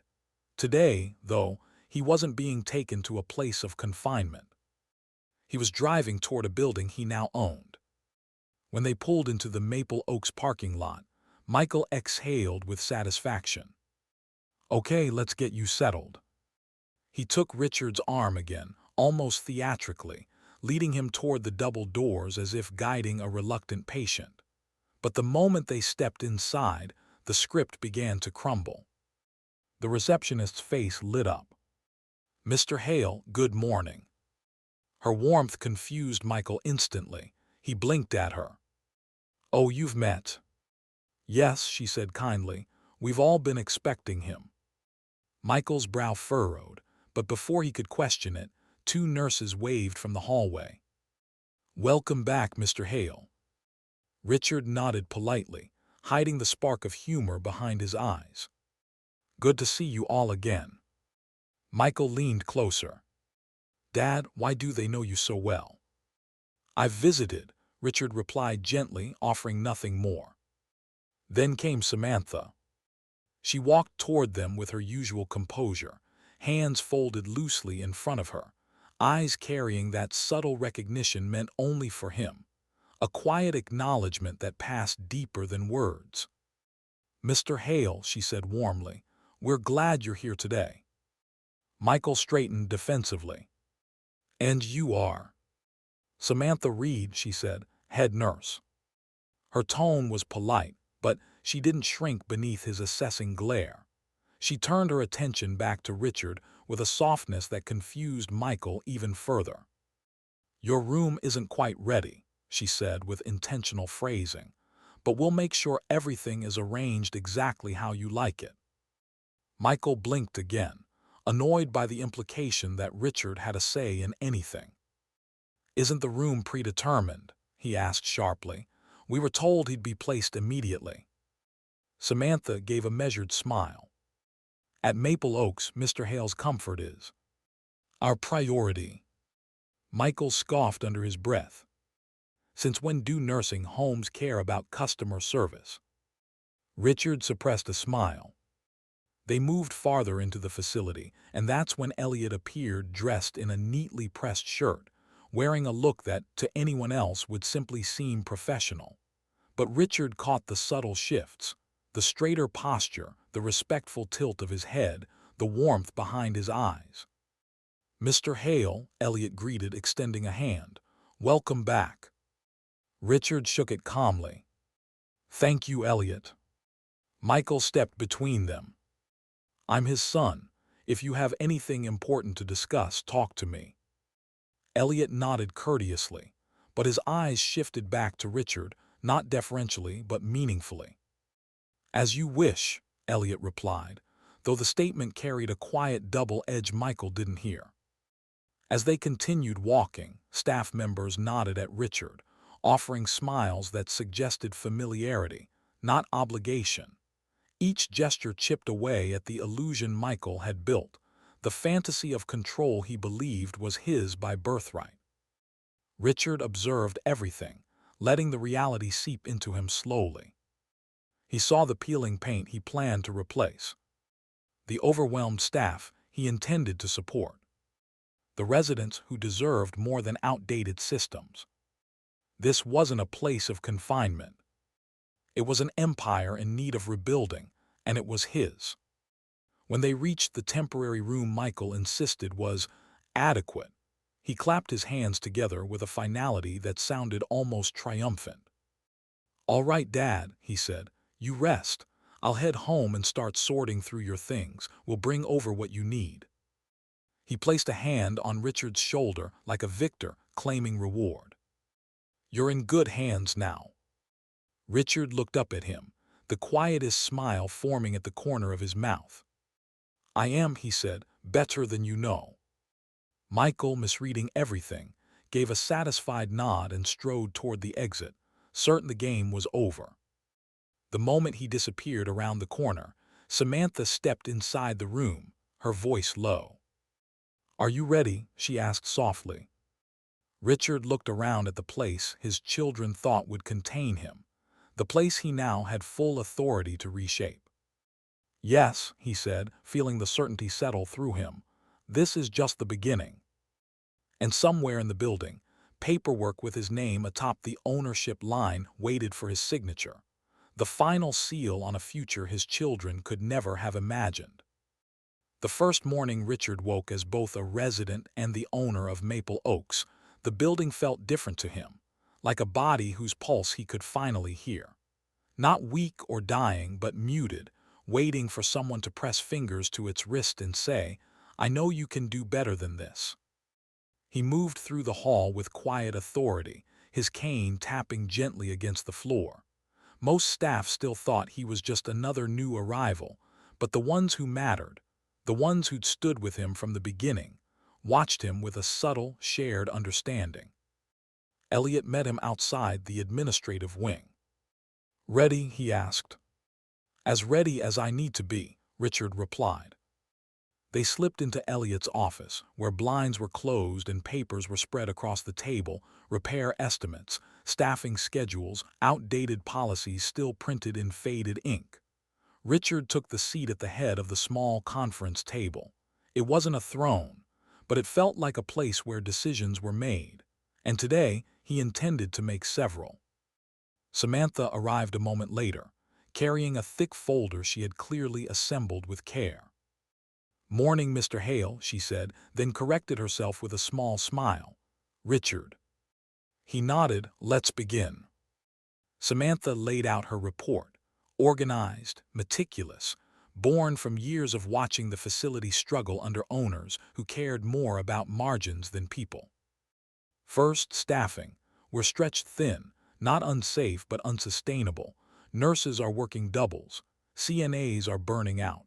If we can hire 3 more full-time staff, morale will shift immediately. Richard studied the numbers. "Consider it approved." Samantha blinked, "Just like that." "Just like that," he said. "A place like this lives or dies by the people caring for it." A second proposal followed, equipment updates. Some items were obsolete, others unreliable. "We've made do for years," Samantha continued, "but residents deserve better." Richard tapped the page. This too approved. Then came Elliot's list. Maintenance repairs desperately needed. Plumbing that rattled, windows that drafted cold air, paint peeling in hallways where residents walked every day. "These issues have been ignored," Elliot admitted, "because ownership said repairs didn't bring in revenue." Richard felt the anger rise again, anger at the idea that human dignity had been balanced against financial margins. He looked between them. "Fix everything on that list, all of it." For a heartbeat in. Either Samantha nor Elliot spoke. They simply looked at Richard with something like awe, quiet, grateful, disbelieving. "Richard," Elliot said slowly, "this will change lives, staff morale, resident comfort, everything." "That's the point," Richard replied. "Maple Oaks isn't a warehouse for aging bodies, it's a home, and we're going to rebuild it like one." Word spread quickly through back channels, first among nurses, then among CNAs, then among custodial staff who'd worked here long enough to see promises rise and evaporate before. But this time, as budgets opened and work orders were approved without hesitation, hope spread too. 2 days later, a maintenance truck rolled into the parking lot. Workers unloaded fresh materials, tools, paint, replacement fixtures. Staff members exchanged glances in the hallway, half disbelief, half relief. Richard walked among them quietly, nodding to those who paused in surprise or gratitude. So far, only a handful knew the truth, but news traveled without words, respect shifted subtly, tone changed, people stood straighter around him. And then in the lounge, a young CNA stopped him gently. "Mr. Hale, we heard someone bought Maple Oaks, someone who actually cares about us staying." He smiled softly. They made a good choice. The CNA didn't know how literally true that was, but she smiled back anyway. Later, when the day slowed and staff filtered out for their breaks, Elliot met Richard in the renovated conference room he now had full access to. He placed a stack of documents in front of him. "These are the next steps," Elliot said. "Ownership announcement protocols, legal disclosures, staff notification plans." "Not yet," Richard said firmly. "We wait." Elliot nodded, already expecting the answer. "You want your children in the dark until the hearing." "Yes," Richard replied. "Their confidence is already crumbling. The timing needs to be precise." Samantha joined them, leaning against the doorway. "We can have everything prepared for whenever you give the signal. The staff will stand behind you." Richard glanced around the room. The space he now controlled, the people willing to follow his lead, the building already beginning to shift under the weight of change. "How long until everything is ready for public announcement?" he asked. "A few days," Elliot answered, "just in time for the guardianship hearing." Richard nodded, the timing aligning perfectly in his mind. "Good, very good." He looked through the glass window overlooking the hallway, fresh paint samples taped to the wall, a plumber working under a sink, nurses moving with lighter steps. This was no longer a place of resignation. It was becoming a place of rebirth. And as Richard gathered the documents into a neat pile, preparing for the next strategic move, he felt the building settling around him, stronger now, as if acknowledging its new guardian. The hearing was approaching. And soon, the world, especially his children, would learn exactly who Maple Oaks belonged to. The shift was subtle at first, a tension in Michael's posture, a sharpness in Lauren's tone, but Richard sensed it immediately. Their confidence, once inflated and blinding, was thinning. The postponement of the guardianship ruling had cracked something in them. Now they were scrambling to regain control before everything slipped from their hands. It didn't take long for the scramble to turn into pressure. Michael cornered Richard in the living room one morning, holding a stack of folders thick enough to look official. "Dad, we need access to your financial records," he said, not even trying to soften the demand. "Bank statements, investment accounts, everything. It'll make the next hearing easier." Richard looked up from the armchair, expression calm. "Why do you need those?" Michael scoffed. "Because the court wants proof we're managing things responsibly. We can't help you if we don't know what we're dealing with." "I haven't asked for help," Richard replied softly. Michael's jaw clenched. "It's not optional anymore." But Richard simply returned his gaze, steady and unyielding. "I'm still capable of managing my own finances." Michael's eyes flashed with a frustration he didn't bother hiding. "You're being difficult." "No," Richard said gently, "I'm being reasonable." Michael threw the folders onto the coffee table and stormed out of the room, muttering to himself.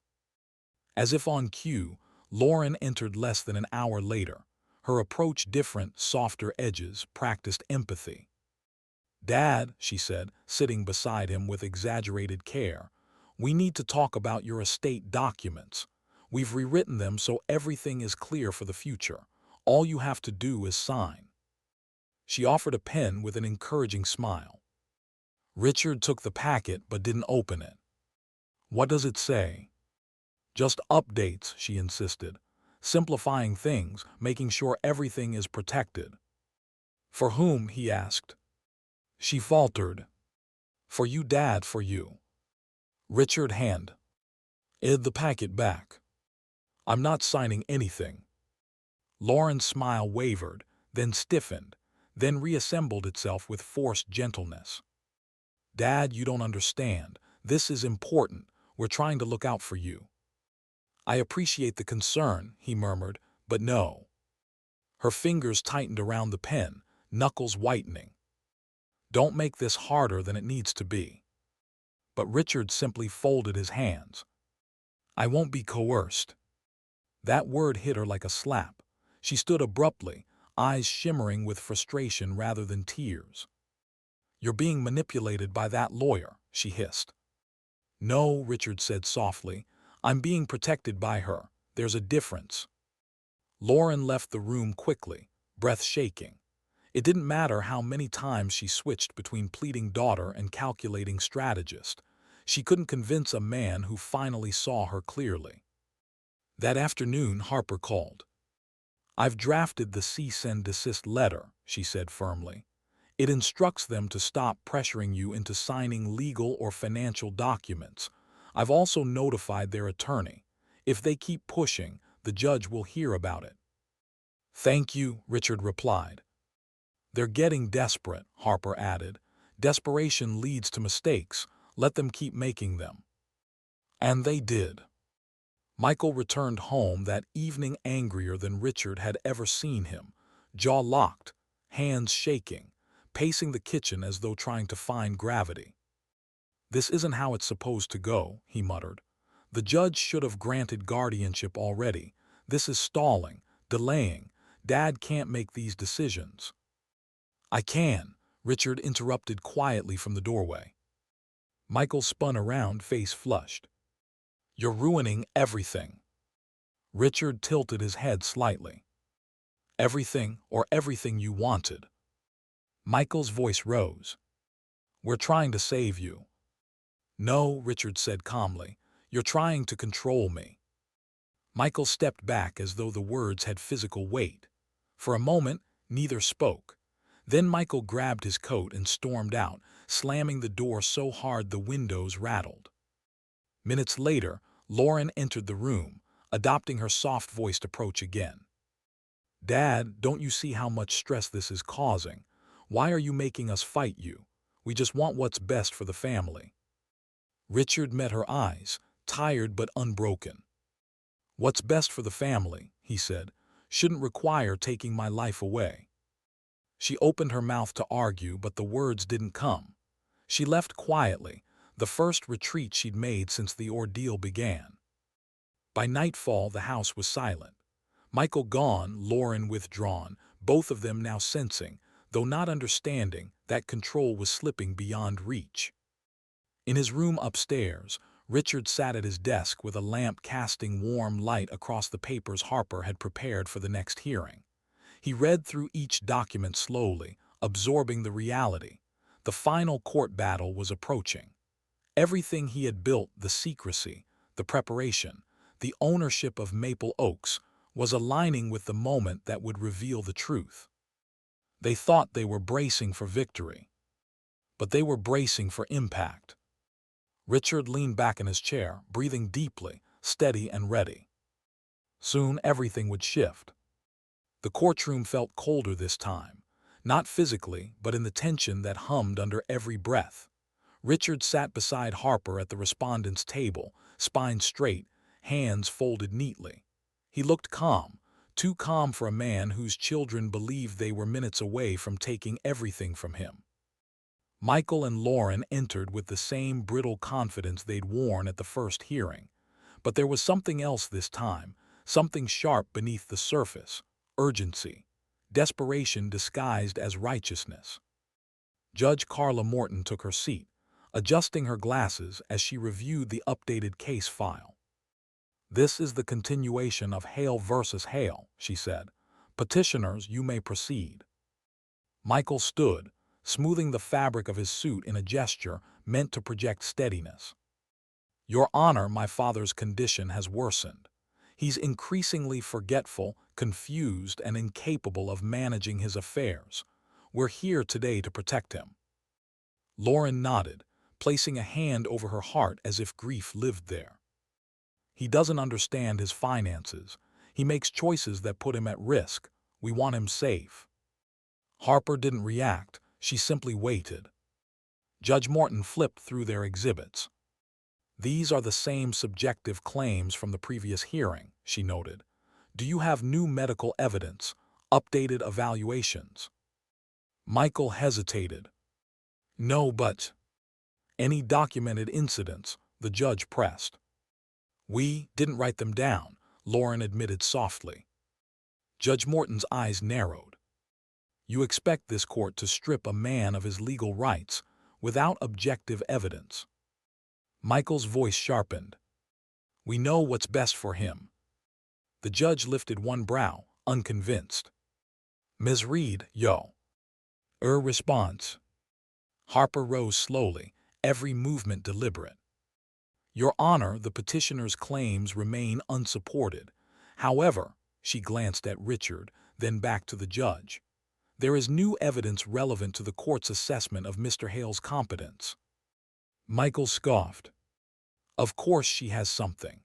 Probably another letter from a doctor who barely spent 10 minutes with him." Harper ignored him. "Your Honor, over the past several weeks, Mr. Hale has not only managed his own affairs competently, he has completed a major financial and operational acquisition."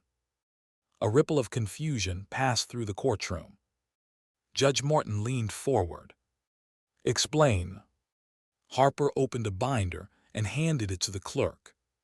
"These are the executed purchase documents, financial audits, operational plans, and administrative confirmations showing Mr. Hale recently acquired Maple Oaks Nursing Home." Silence. Then, a collective gasp broke across the courtroom like a wave. Michael's face drained of color. "What?" Harper continued, voice calm and clinical. "Furthermore, Mr. Hale has already implemented staffing improvements, maintenance updates, and policy restructuring, all of which require the ability to analyze financial statements, negotiate contracts, and manage personnel." Lauren shook her head, barely breathing. This isn't possible. He can't do that." Judge Morton lifted the documents, adjusting her glasses again as she scanned the signatures. "Mr. Hale is the legal owner of Maple Oaks." "Yes, Your Honor," Harper confirmed, "and has been overseeing operations for weeks." The judge looked at Richard directly now, not at an old man, not at a victim, but at someone she was reassessing entirely. Michael stumbled forward, voice cracking. You bought the nursing home." Richard finally spoke, his voice steady, measured, undeniably clear. "Yes," he said, "the one you thought I wouldn't notice." Lauren covered her mouth. Michael staggered backward a step, as though the floor had shifted beneath him. Judge Morton set the folder down with a soft thud. "This court finds no grounds, none for guardianship. The petition is dismissed immediately." The gavel cracked, clean and final. Michael stood frozen, his lips parted but no words forming. Lauren stared at the floor, eyes wide, breath trembling.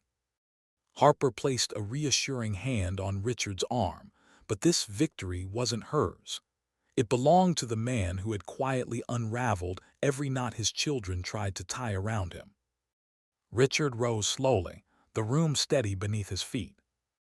Michael finally managed a whisper, barely audible, stunned, hollow. "You bought it." Richard turned to him, his expression calm but edged with truth. "I told you," he said softly, "you underestimated me." He stepped past his children, leaving them in the ruins of their own plots. The courtroom doors opened, and Richard walked into the hallway, free, unowned, in control. And for the first time in a long time, the future belonged entirely to him. The story wasn't over, but the balance of power had permanently shifted. The days following the hearing unfolded with a strange, quiet clarity, like dust settling after a storm. The courtroom's echoes still lived in Richard's mind. The gasps, the disbelief, the sharp sound of the gavel ending months of manipulation. But what came afterward was something deeper, more grounding, a reclamation of life itself. Michael and Lauren were the first to feel the shift. The courthouse had barely closed its doors when Harper filed a formal complaint on Richard's behalf, triggering an investigation into attempted financial exploitation. The state's Adult Protective Services contacted both of them within 48 hours. What had been their secret plan, carefully whispered behind closed doors, was now a matter of official inquiry. Richard wasn't present when the investigators arrived at Lauren's house, but Harper described the scene with the precision of someone who had seen it many times. They asked for documentation, she said. Real documentation, evidence of decline, medical proof, all the things they claimed existed. Richard listened quietly as she spoke. And they couldn't provide any. Not even a single page, Harper confirmed. Their petition is now part of the investigation file. Richard didn't celebrate. He didn't need to. Justice didn't always roar. Sometimes it simply landed where it belonged. The first thing he did after the ruling was walk into his home office, unlock his filing cabinet, and methodically revoke every financial permission his children had ever been granted. Automatic access to statements gone. Shared accounts closed. Beneficiary assignments updated under Harper's supervision. It didn't feel vindictive. It felt necessary. The word access had been twisted by his children into something parasitic. Now, he reclaimed it without apology. Once the paperwork was secured, Richard returned to Maple Oaks, not as a resident forced into a room, but as a man choosing where he wanted to be. Samantha met him at the entrance, her smile soft and steady. "You're really staying here?" she asked gently, guiding him down the hallway. "By choice," he said. "That makes all the difference." She led him to a room that looked nothing like the temporary space Michael had tried to confine him to. This one had been freshly painted. New bedding. A comfortable armchair near a window that overlooked the courtyard, his courtyard now. A place of beginning, not ending. Samantha helped him settle in, adjusting pillows, opening the blinds, setting his things where he preferred them. "We're glad you're here," she said. "And not because you own the place, because it means something to the residents when leadership understands them." Richard felt a warmth he hadn't known in months, something that didn't sting or ache, something clean. "Thank you, Samantha." Later, Elliot joined him, carrying a folder thick with updates, renovation plans, new hire approvals, budget adjustments already in progress. "We've got momentum," Elliot said proudly. "The staff is energized. Everyone's talking about the changes." "They deserve stability," Richard replied. "They deserve someone who believes in them," Elliot countered. "You gave them that." As they walked the facility together, staff members paused in their routines to thank Richard, some verbally, others with simple gestures that carried even more meaning. A CNA pressed her hand over her heart as he passed. A maintenance worker nodded respectfully from the ladder where he was installing new lights. A resident waved from the doorway of the activity room, smiling brightly. Every expression said the same thing: "You saved this place." Richard hadn't realized how deeply he needed to hear that, not for pride but for healing. The betrayal from his children had carved something open inside him, something raw and tender. But this gratitude, this purpose, filled the space slowly, gently. As the afternoon sun drifted across the floor, he sat in the courtyard with Samantha and Elliot, listening to the soft hum of staff moving inside, the distant laughter of residents, the rustle of winter branches. "This feels right," he said quietly. "It is right," Samantha replied. His life wasn't ending here. It was unfolding, on his terms and his timing, with people who valued him not as an asset to be managed, but as a man with clarity, purpose, and dignity. The betrayal no longer held him hostage. It had shaped him, sharpened him, turned him toward something larger than himself. And now, sitting in the home he owned, surrounded by people who respected him, Richard felt something settle into place, something solid and whole. Peace. Hard-won, hard-earned, and fully his. His future was no longer something others could manipulate. It was his to walk, one steady step at a time. The first Monday after the guardianship ruling felt different from any morning Richard had lived in months, not because the world outside had changed, but because he had. He woke in his Maple Oaks room with the soft glow of winter sunlight on his face and the quiet hum of the building he now guided, protected, and believed in. Purpose was a feeling he hadn't welcomed in years, not since before his wife got sick, but today it filled him like oxygen. After breakfast, Elliot met him with a clipboard and the kind of energy Richard had only ever seen in men ready to build something new. "We've scheduled contractors for the East Wing," Elliot said. "Painters arrive Thursday. The HVAC repair team will be in by the weekend, and 2 new nurses start next month."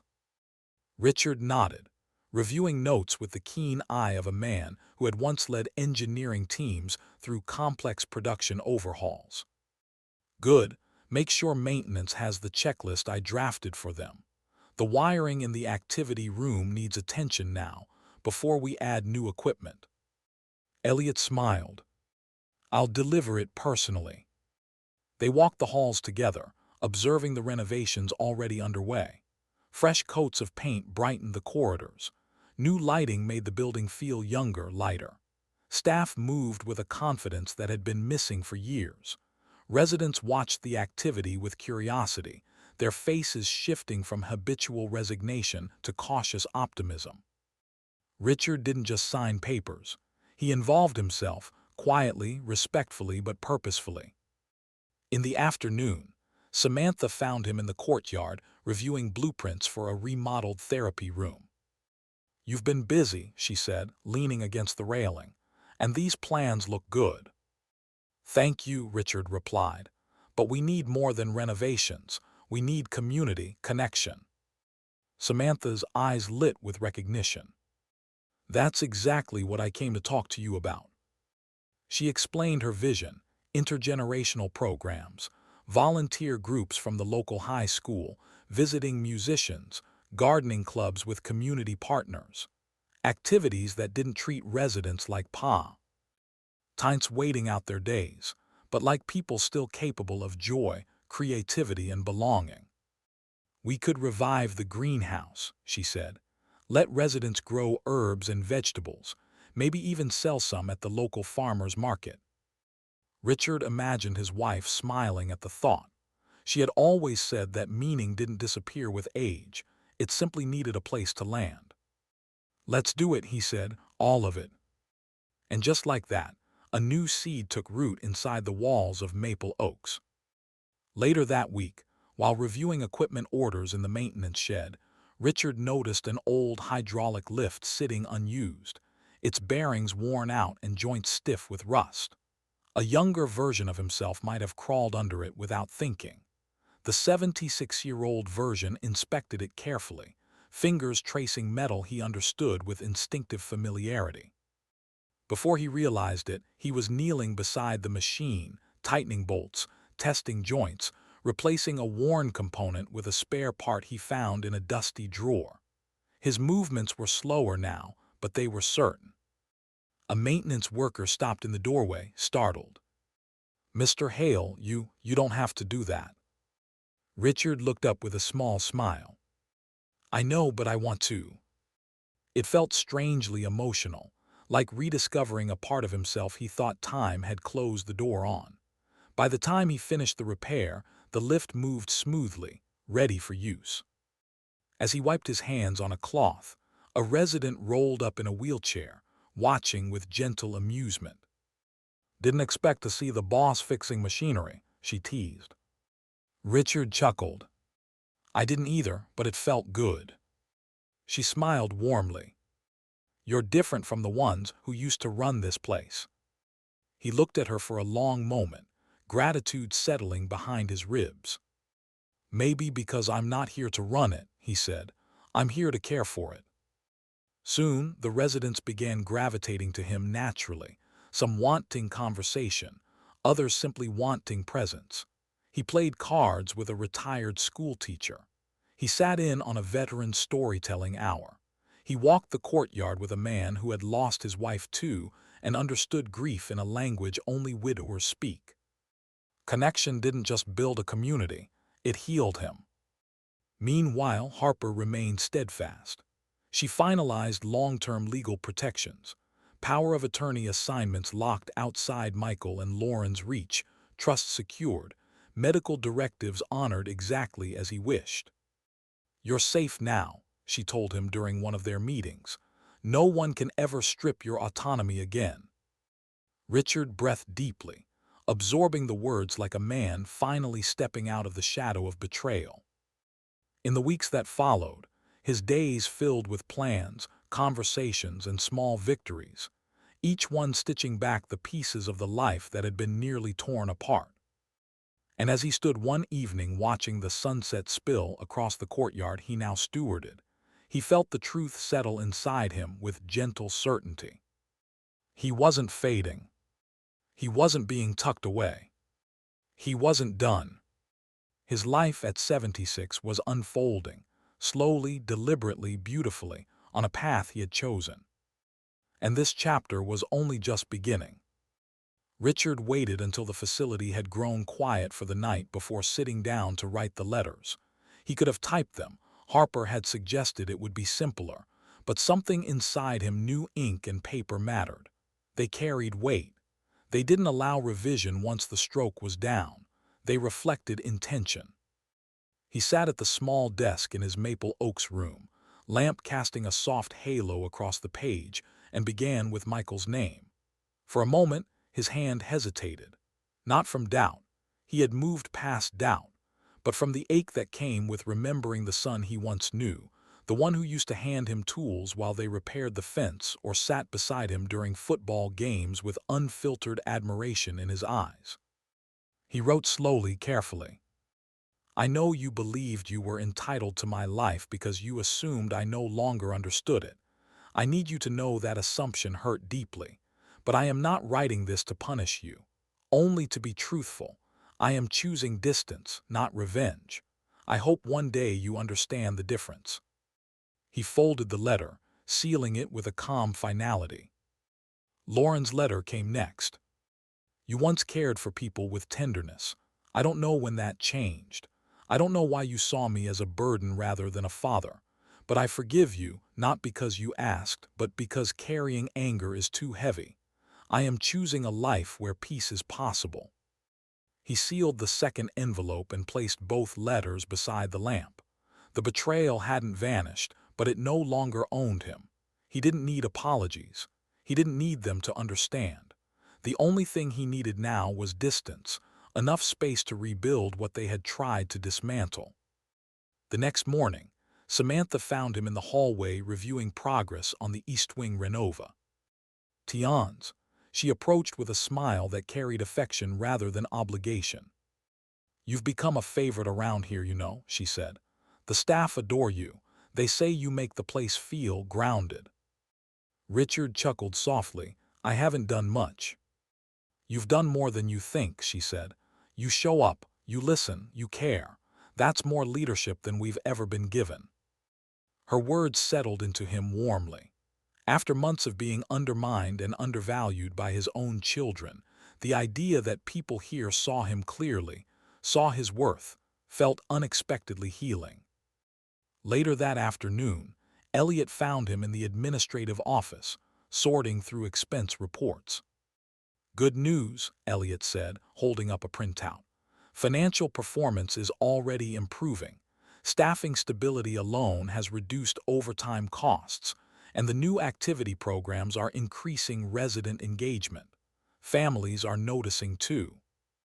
Richard scanned the numbers, the familiar language of figures and margins stirring an old part of him. The problem solver, the builder, the man who once made complex systems run better simply by understanding them. "This is a start," Richard said quietly. "A good one." "A very good one," Elliot agreed, "and it's because of you." That sentiment echoed again later in the residents' lounge. A cluster of them had gathered for the new community storytelling session Samantha had organized. As Richard walked in, several residents waved him over. "Richard, come sit with us." He joined them, listening as a retired librarian shared a tale from her youth, as a former mechanic described rebuilding engines with his father, as a quiet widower spoke about the first time he picked up a paintbrush during grief counseling. When the stories paused, one of the women touched Richard's arm gently. "You've changed this place," she said. "You've given us something to look forward to again." He swallowed, his chest tightening, not painfully, but with a resonance he hadn't felt in years. "I'm glad," he said softly. "This place deserves life." As the group continued talking, Richard leaned back in his chair, watching faces animated with joy, with connection, with purpose. This was not the Maple Oaks his children had chosen for him, the neglected wing where they planned to hide him away. This was a place revived, a place filled with voices, laughter, hope.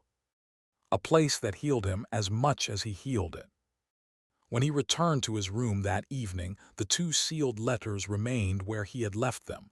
He picked them up, weighing them in his hands. They no longer felt heavy. They felt necessary, the final threads tying him to pain. He placed them in his coat pocket. He would mail them tomorrow. Then he stepped to the window, watching the courtyard below where a few residents lingered in conversation. Evening light settling over the garden beds, they'd soon revive together. Richard breathed deeply, his chest expanding with something he thought he had permanently lost: peace. The same building his children intended, as his cage had become the place where he reclaimed himself. Where he rebuilt. Where he belonged. Where his heart, once fractured, had begun to knit back together. His life had not ended where they tried to place him. It had begun again, quietly, firmly, beautifully, on his own terms. The sun rose slowly over Maple Oaks, brushing the building with a warm, peach-colored glow that made the renovated walls look almost new.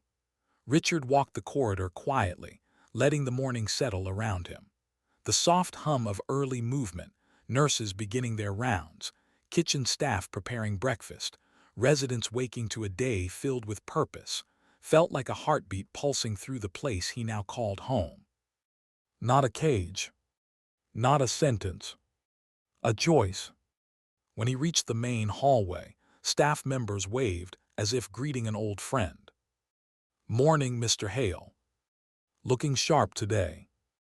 You're up before all of us again." Richard chuckled, nodding in return. Their warmth wasn't politeness. It was genuine, rooted in the months they had spent building something together: trust, stability, a future. A resident in a wheelchair rolled past and tapped his arm playfully. "Don't walk too fast, boss. Some of us are still waking up." Richard paused beside him. "Take your time," he replied. "We're not going anywhere." He continued down the hall, taking in every detail of what Maple Oaks had become since the day his children tried to send him here like a misplaced belonging. Fresh paint brightened the walls. Restored lighting cast a warm glow. Artwork residents created during new activity programs lined the corridors, vibrant, hopeful, alive. The place didn't feel old anymore. It felt lived in. As Richard turned the corner toward the nurse's station, Samantha looked up from her charts, her smile warm and steady. "There you are," she said. "I thought you'd be in the courtyard already." "Wanted to enjoy the renovations one more time indoors," Richard replied. "You did a remarkable job keeping things running while we made the changes." Samantha shook her head. "You gave us the chance to, that's the difference." He looked at her for a long moment, gratitude rising like quiet tide. "You helped me build a home here," he said. She smiled softly. "You didn't build a home, Richard, you built a community." As she returned to her morning tasks, Richard walked down the administrative wing where Harper waited in Elliot's office, a stack of documents neatly arranged in front of her. She rose when he entered. "Morning, Richard," she said. "I've finished everything." He took a seat as she handed him the final estate protection forms, long-term directives, revised trusts, successor management plans for Maple Oaks. Every vulnerable hinge of his life now fortified with legal precision. "With these signatures," Harper explained, "no one, not Michael, not Lauren, not anyone else, will ever have the ability to challenge your autonomy again." Richard held the pen for a moment, feeling its weight, then signed each page with deliberate strokes. "Thank you," he said quietly, "for making sure my life stays mine." Harper smiled with a rare softness. "It always was yours, Richard. They just forgot. You reminded them."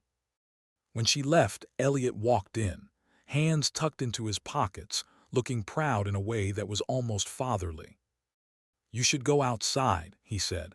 "It's a beautiful morning and the courtyard looks incredible." Richard nodded, rising slowly, feeling his joints but not limited by them. "Let's take a look." He stepped out into the courtyard. He had redesigned himself. The cracked pathways now replaced with smooth stone, flower beds bursting with early blooms, benches arranged under the pergola he'd insisted they build. It was peaceful, warm, inviting, a place where people could heal, talk, rest, and live with dignity.